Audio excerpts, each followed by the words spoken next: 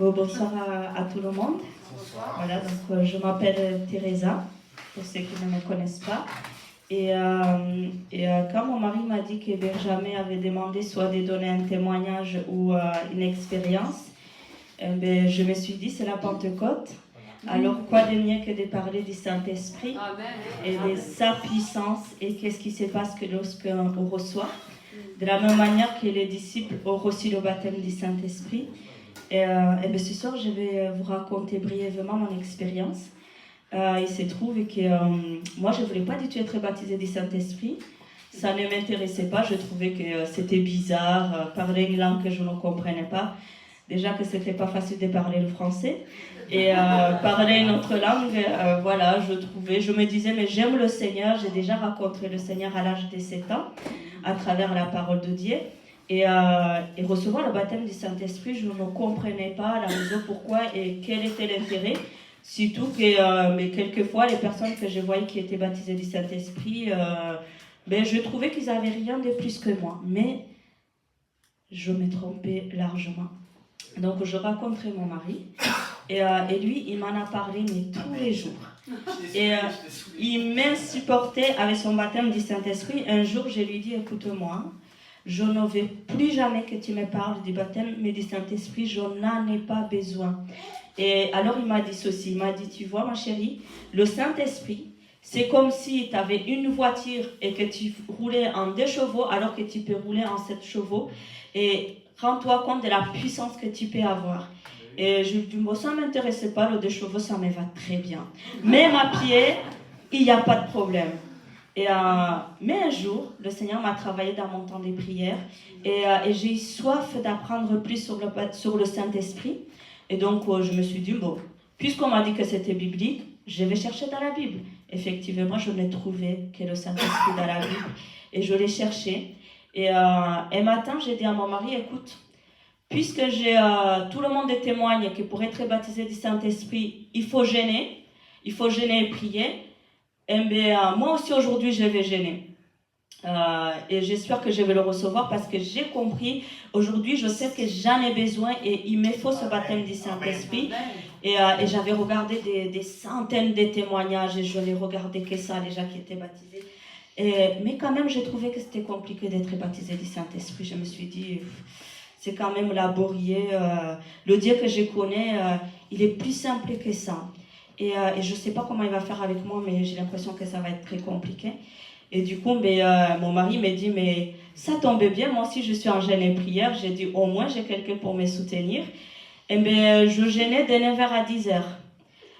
Parce que je suis allée ranger mon plat de la veille. Et finalement, il n'a pas fini dans le frigo, mais dans le micro-ondes. Et donc, finalement, j'ai mangé. J'ai même pas tenu 1 heure de jeûne. Donc, je mangeais les pâtes à la bolognaise. Je me suis dit, bon, Seigneur, le baptême, c'est pour un autre jour.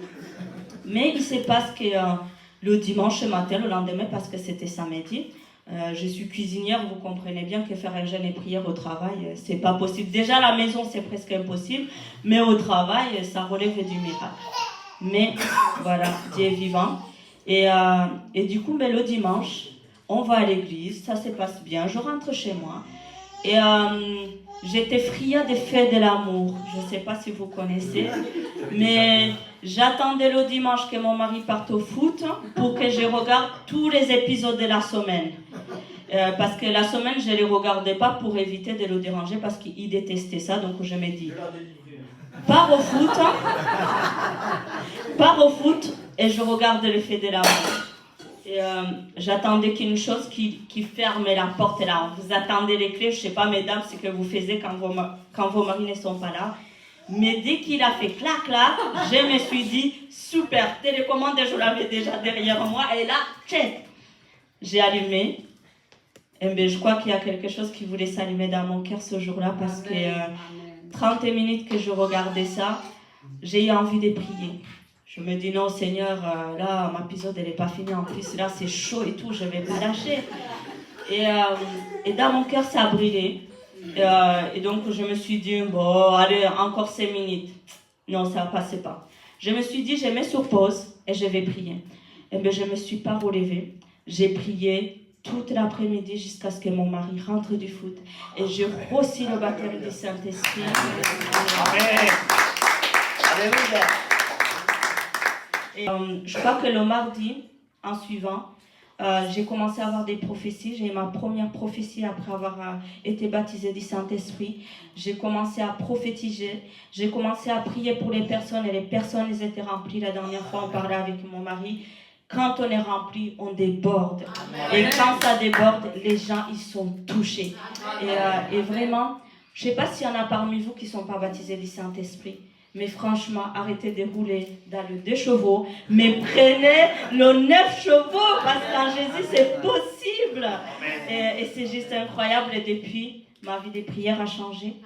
Et ma vie en tant que chrétienne a changé. Ma manière de lire la Bible a changé. Aujourd'hui, j'ai l'impression que je comprends juste beaucoup mieux. Je comprends 1000 fois mieux. Et j'ai la foi. Aujourd'hui, j'ai écouté un pasteur qui disait la foi, ça proclame et l'incrédulité, ça supplie.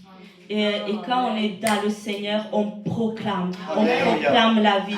On ne supplie pas Dieu parce que Dieu a dit venez et bois. Le Seigneur a dit si par les meurtrissures nous avons été guéris et parce qu'il a envoyé le Saint-Esprit depuis que Jésus-Christ est reparti, il a envoyé le Saint-Esprit, le consolateur. Et aujourd'hui, si vous l'avez pas, et si vous voulez être revêtis, mais demandez, vous recevez, allez boire, parce qu'en fait, quand Dieu nous dit allez boire, c'est parce que c'est déjà prêt. Il ne nous dit pas allez creuser jusqu'à ce que vous retrouvez la source, mais allez et buvez, venez et buvez. Et mais si vous voulez le Saint-Esprit, recevez-les tout simplement. Amen.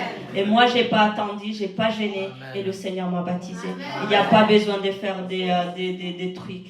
Il y a juste besoin d'être prêt et de dire Seigneur, viens tout simplement dans mon cœur, parce que je sais que tu es là et tu as laissé le Saint-Esprit, il est présent en tout temps.